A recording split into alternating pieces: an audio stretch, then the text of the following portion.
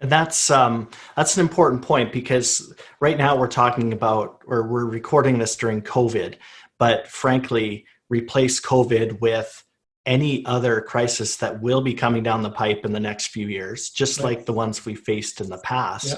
So to summarize, then I heard you talk about ensuring that the folks closest to the event, closest to the scene, are able to exercise some common sense because that way there's not a lot of drama going on every single time something occurs. But I also heard you say the role of the subject matter experts. And oftentimes in organizations, I think that are very top heavy, there's a reluctance to rely on a subject matter expert because typically they're less senior in the organization. So can you speak to that? Because you've talked about the multi-tiered approach. And when a subject matter comes in, subject matter expert, they aren't the highest ranking individual in the incident. So how do you Right. handle that in terms of ego and all of those other things, Dennis?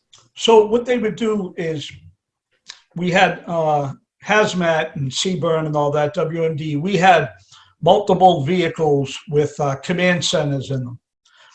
And also we had a mobile laboratory vehicle with a mini command center built in there that I would use quite often.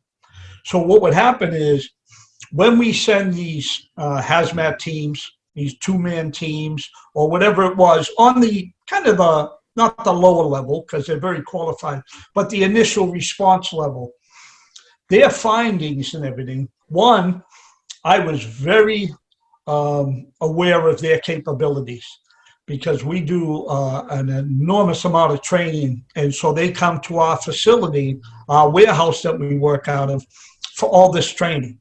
So we know what certifications we're training, who's the best, who's good with a meter, who's good with this or that, right? So when they go and respond, they don't call back to the overall incident command. They call to hazmat operations, which would be me or somebody working with me. They would give us the information. We would kind of vet that information. We would ask the proper questions. And then when that was passed on to the incident commanders and any type of management above us, they accepted it because they knew, we didn't just willy-nilly tell them, oh, we got this, we got that. It came from qualified people at the scene that we were very familiar with, but they would give it to us in this command center, and we could ask a couple of questions. Sometimes that person who's not there with the tunnel vision, staring at the package or whatever, might ask a question you hadn't thought of. Hey, do you see this? Is there anything behind it? Is there anything, one of the things we would try to teach them as well, even after the bombs went off, was every agency has their key phrases. So if you're the bomb squad, you're taught to look for a secondary device. And we hear that all the time in the world we live in. We would tell them, look for secondary hazards. Now, the bomb guys would be like, hey. I said, no, that includes all that. But maybe the first bomb compromised the facade of this building that we're all working in front of or something. So look what else happened from that bomb. And part of that's going to be your secondary devices and everything else. But I thought when you look for a secondary hazard, that encompassed that and more. Because that one and only bomb might have already done some damage, and maybe an hour into this rescue, a building collapses on us. So these were the things we would do. But to get back to those initial teams, they were trained, but we would vet it on our side of the house, and then we would push it up the chain of command. And once we did, it was accepted. Well, because I think we have to recognize as leaders that we can't do everything, and we have to leverage the expertise within our organizations. Right. So on the private sector, maybe it's IT, it's human resources, it's whatever that looks like.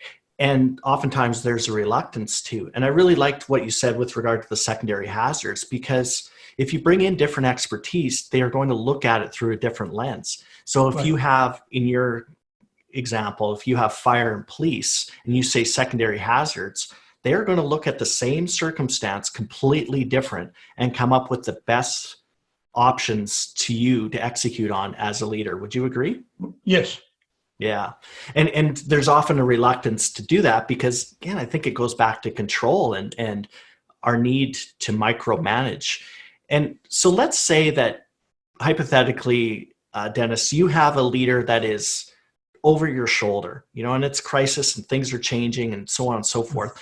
And they're over your shoulder and they're telling you what to do to great detail. And they may or may not have expertise in that area. What kind of advice could you give to them, or what have you used over the span of your career? Because I think we've all worked for very detail-oriented people in our lives, and it's particularly a problem during crisis. So what kind of techniques or tactics have you used in your experience? So we certainly had that from time to time, but I have to say not a lot.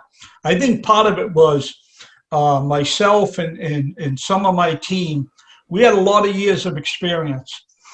And they knew over the years they could count on us at various incidents. And if they had questions, they could call. I could be at home and they could call me and say, listen, this is what we ran into. How about some advice? So I didn't get a lot of that micromanaging, but still there would be some. And what we would do is first off, we had a separate channel to talk to the teams out there. So those people that might be looking over your shoulder, they're in another location in the command center, say, or the operations center, and they're not hearing everything I say to the teams. They're getting the more general. They might say to me, hey, we heard that response for a package, outside the post office or whatever. What's going on there? And I would tell them, but they wouldn't hear the back and forth between me and the team, because we didn't need that person who's trying to micromanage to chime in into their earpieces when they're trying to, meter a package or something. So I have to say, and I know it happens in the civilian world. The manager sometimes thinks if he doesn't question things and act like he's doing something, he's not showing that he's managing. And really, that's not the case. If you have good command presence and you're really leading whatever it is, you don't need to be telling everybody what to do. You can let them do their thing. That's why you have them in that position, and require them to give you some sort of briefing periodically. And I got to say, not only just at the marathon, but at all the special events we did, that's really what I found. They didn't want to be left out in the cold. And if the mayor or the politicians or somebody would have asked them a question, they didn't want to be embarrassed. They wanted to have the information. So they didn't need to know every little step of the way. They just needed to know that the event is running smoothly, this is happening, that's happening. So what impact does it have if you have a leader that is frenetic, they're busy? Because I think oftentimes you spoke to it just now, where we have this perception that if I'm not busy, if I'm not running around like crazy, if I'm not causing all sorts of commotion, I'm not actually in charge, or I'm not leading. What impact does that have when your leader is going around and asking lots of questions and is kind of stressed out themselves? And you talked about command presence. What impact does it have if I'm the leader that is constantly over people's shoulders and I'm kind of meddling in their business? Again, using in your experience, what impact does that have on the team? So what you had to try to do, because they are the boss, ultimately, if they say this is it, well, this is it, right? But we would work. You had to be somewhat diplomatic. Hey, boss, listen, those are great questions. And I said, but we're right in the middle of it right now. How about I do this? Or if you want, you come over or send your aide over to meet me at the command center. We can get some more firsthand information. Now, they're not coming over. because they're in the emergency operations center and they probably can't leave. They might send their aide over, but you've appeased them because they figure, hey, I'm going to get more direct information. And if you just tell them, boss, we've worked a lot of these things together. You know how good the teams are. Let me give you the information as I see fit and when I have time. And if there's something that you want in the meantime, just reach out. And I was very fortunate in my career. I never had any boss say, no, that's not acceptable. This is what I want. Because it's not their expertise. So why would you tell your hazmat guy or your CBRN guy, no, this is what I want, if you don't really know how to spell, hazmat? You should probably just say, no, I'm the commander. And we had great leaders. We had great commanders. They had great command presence. And I think of it as like when I first made lieutenant many years ago, I would go to work for a company at a firehouse I had never been, with a crew of maybe old veterans. And I would do a little too much. I would have a tool, pulling walls, pulling ceilings, trying to show them I'm a worker. Well, that's great. But where's your leader who's kind of stepped back, watching the scene safety of what they're doing and keeping them safe, which is really your ultimate goal. So that took a little time. And as you go up the ranks, it's the same kind of learning curve. But a lot of these guys, when they got to that level and they were at the top command level on our job, they were pretty good about letting the right people do the job and just fill them in, give them the information. So it really worked out well here in Boston. Well, and it's an important point to recognize that as a leader, sometimes our job is to run interference between different levels of the organization where, to your point, right, you have to appease and fully respect rank and hierarchy and all those other things. Correct. Too, because you still are in an organization, yeah, with a boss, but trying to insulate your frontline folks with regard to, letting them do their jobs. And I'm curious, you talked about the young Dennis, and now as you go through the ranks, how did your leadership start and how did it evolve in terms of what was important to you back when you first got your first stripes or bugles or whatever the case may be? What was your focus then, and how did that change as you went through your career?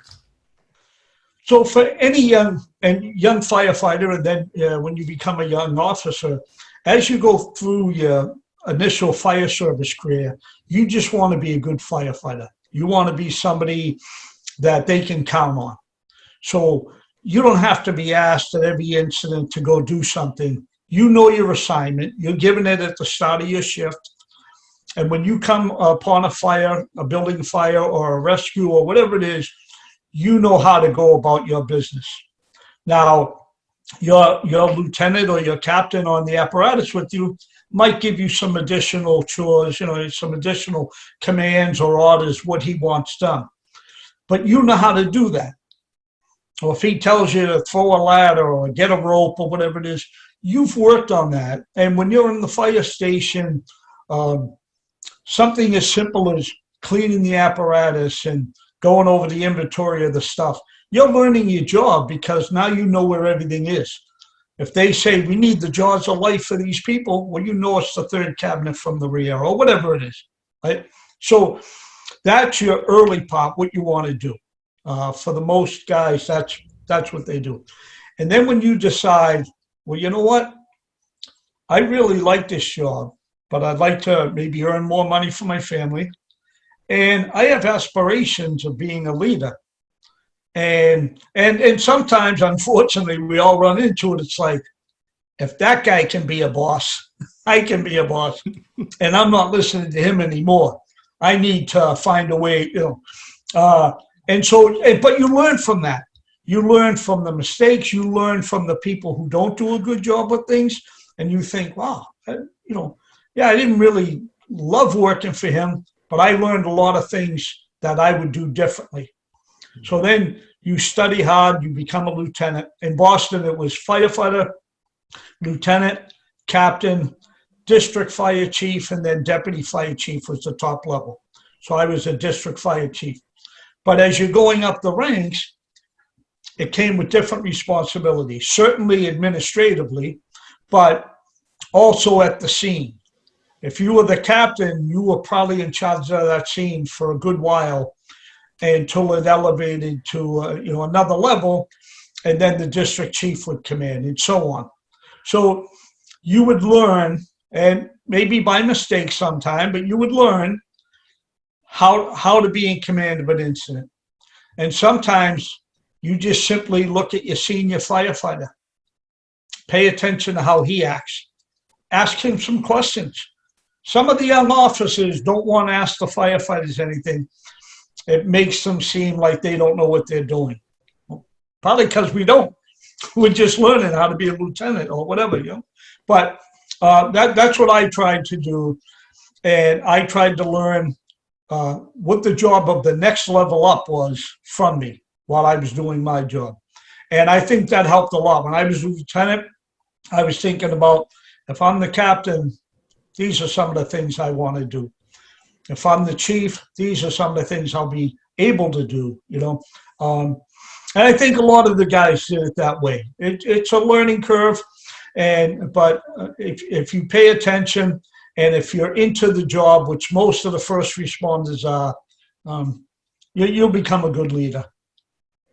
And I think it's important to recognize that you're constantly learning as well. And I know for me, the second that I would have thought I was a quote unquote good leader, that was probably a good time for my ass to get kicked, right. Whether it be by the incident or somebody else, frankly. And even with 40 years in, I'm assuming that even now, leadership is something that you're naturally interested in, and even from different sectors, whether it be business or government or whatever. Would that be accurate?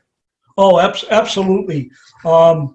Right now, if I go to teach for one of these consortiums or LSU in particular, when I go to teach for them, it's experts from various fields coming in.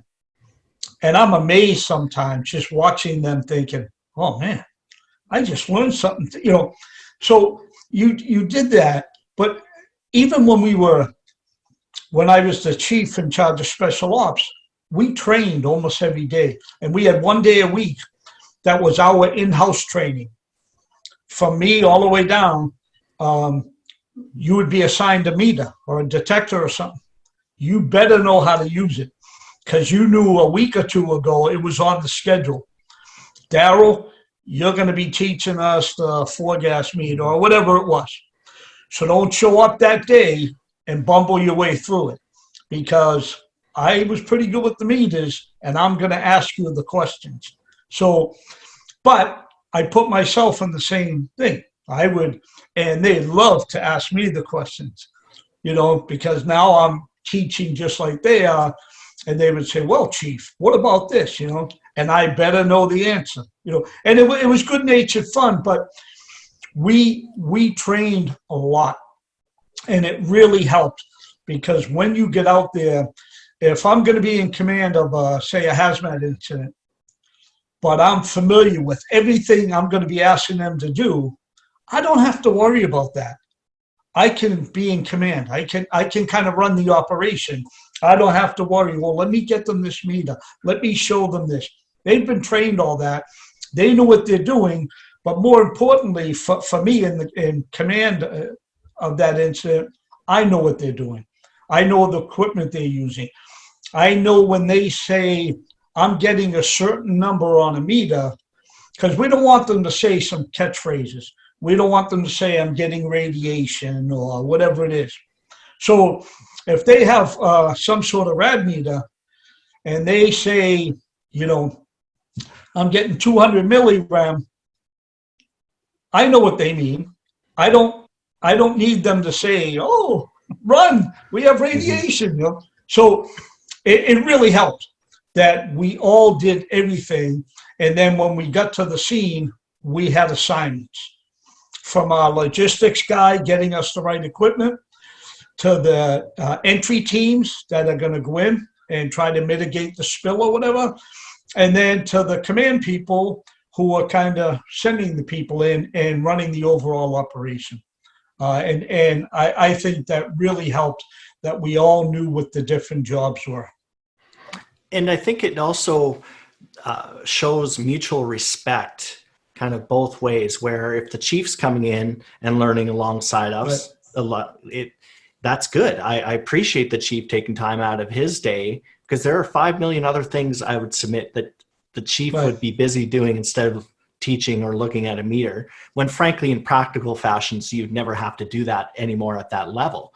Right. But I think it has a huge payoff with regard to respect. And correct me if I'm wrong, but when you started in the fire service, like when I started my career, it was about respect, was to be earned, but the leader felt that he had it, or he or she had it automatically just by virtue of their position. But over the years, thankfully, I think we have now recognized that the leader must give respect first, Right. and then receive that respect back. When, again, 20 years ago, it was a non-issue. You need to respect me because I'm the leader. So could you Right. speak about that? Because leadership is really all about influence, and the most powerful influence is respect. And as a senior leader, you probably didn't want to be leveraging your bars or whatever all the time. In fact, I would probably submit that you probably didn't exercise many direct orders where you pulled rank on somebody through your career anyways. So can you speak to the respect influence and how do you get it? Because that's a big, big problem for a lot of leaders. So when you have the opportunity to interact with the firefighters and with the teams and stuff, which I was very fortunate in special ops to be able to do that a lot, because you had to come to my warehouse, you had to be in our classrooms and get the training. So firsthand, we would meet a lot. I would help them with anything if they had an issue going on, and they knew that. They knew I knew the stuff. I knew the equipment. So if they asked me a question about the equipment in the middle of training, I could tell them. That went a long way, you know. And I never, even in as a fire officer, if you mentioned it, you lead by example, and you earn that respect. And I did that. When I showed up at a scene, you know, if I have to get off the apparatus and start telling people, well, I'm the captain, I want you to do this. Yeah, I'm probably not the captain. Maybe the bars are on my shirt, but, you know, so when you get off the apparatus and say, this is what I want, that's what I want, and everybody goes and does it, you know you've worked your way up. You've earned that respect. And then you have a command presence in front of this incident where you kind of run the operation. If you're bouncing around and taking selfies and doing all the silly things they do now, you know they're looking out of the fire building going, look at that clown. You know, he's our boss. So you can't do that. You just, you earn your stripes, so to speak. And then once you have them, it's how you carry yourself that will show that you're the leader. And I think I was very fortunate that I was able to do that. And, you know, probably to my satisfaction anyway, I thought when I showed up, they knew I was in charge of this operation, and people would come to me, you know, what are your orders? What are your assignments? This is what we have. And I think it worked. And they knew by the same token, I would grab them and say, listen, you guys are great at, you know, cylinders and everything. I'm going to send you in as the first team. And then I'm going to have this team as the backup team. And this is what I, you know. And so you were showing them the respect, and you know that they can do it. Plus, you gave them a little bit of a boost that, hey, you're my guys when it comes to this stuff, right? And it really seemed to work out well. So let's say, as we come to a close here, first of all, we could talk for hours. So let's say, Dennis, you have the opportunity to sit down with a leader from the private sector, and they're going through, in this context, COVID, but it could be any crisis. And you have a couple minutes with them. You're going to grab a coffee. You sit down with them. What kind of guidance would you give them? What kind of advice would you give them? And you have a couple minutes, and they're looking at you and saying, wow, Dennis, you know, we're getting our butts kicked here. what how do we handle this? What would you tell that Well, leader? if it's somebody in the private sector and stuff, instead of me giving them advice, saying, "Hey, this is what I think you should do, and this is what I would do," right? I might not know about their financial world that they're working in, or the insurance industry or anything, but I would ask them, "What, how do your people work? Tell me a little more about your job and the job of the people that work for you. Get a little better idea what's expected of the people. Do they have any type of checks and balances? If you give somebody an assignment, is there a way for you to know that they were able to complete that assignment without questioning them?" Right? So if we have something built in my world, if we gave you an assignment to do with the meters and you were checking some unknown hazardous materials, well, you're going to get a reading. If you don't get a reading, well, one, I know you're struggling with that meter. You probably don't know how to use it as well as you should. So I got kind of checks and balances. I got an evaluation as to your skills right there. I can fix that at the ground level. So my thing to them would be, you hear it all the time. You can't be their friend, you're their boss. Well, you can be the boss, but you can be friendly. You can be a nice person and be their boss. You might not be going out every night to drink with them on Friday night, out to celebrate, but it's something where they would look at you and feel comfortable asking you a question, not being afraid. And I get the opportunity through friends of mine that all work for the feds, FBI, Secret Service, the various agencies. A lot of them have retired and they're in charge of security and stuff for big corporations. They'll ask me to come in and talk to their people. And I don't come in and tell them, what we do and what the emergency service does. I tell them things like how they could help. Hey, can you do me a favor? If I show up with 5 fire trucks, could you make sure that your people are off to the side and there's somebody with the keys that can advise me how to get, and when we talk to the stakeholders, the civilian groups that work with a big event, like we're doing the tall ships.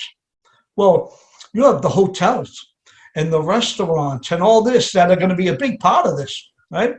So we would go and have meetings with them and say, why don't we tell you a little bit about what we do and what we can do? And we tell them, hey, it's exciting, right? You get to ride on a fire truck or something. Everybody wants that, right? So we would go in and kind of tell them the things we're going to be doing during this event, and then ask them, what are your plans and how can we help? We always offered up how could we help? And I think that made a big difference. I don't think I'm in the position to go in and tell this person what my advice is. I could tell him what worked with my personnel and how I got them motivated and how we accomplished the mission together, even though I was ultimately responsible or in charge. I could tell them that. And hopefully I could express it in a way that they could take some value from it.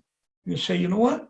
Yeah, I could do this or I could do that. But I think I would kind of run into a stone wall if I go in and say, well, my advice to you is, this guy's a CEO of some company, like, yeah, you're a firefighter. Yeah, that's it, So, but yeah, I think if you do the right thing and you show them how you do things, and we always respected the stakeholders that were involved with anything, and you always made them feel like you were doing something for them, and you were intending to. And I can give you one just brief example. The 4th of July celebration, the fireworks and everything on the Charles River. As long as it wasn't a Super Bowl celebration, we can continue. No, you know what it was? We have to take a break every now and then from those celebrations. They're exhausting. right? And do something different. So when we did the 4th of July, they had a ridiculous bad weather come in, rolled in, and the winds were so strong it was knocking things over. You've got thousands of people in what they call the oval right in front of the stage. So we had to evacuate them to safety.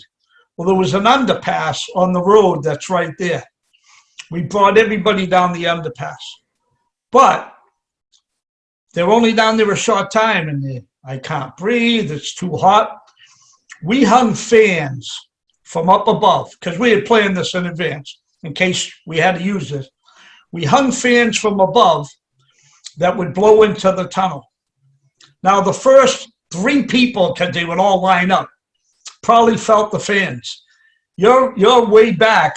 You don't feel the fans, but you think you do, because psychologically, I'm doing something to help you. And it makes a big difference. It's not like we're trying to trick you. We are trying to help you. But sometimes all I got to do is help you psychologically, and physically, you don't feel so bad. Oh, no, it wasn't too hot down there.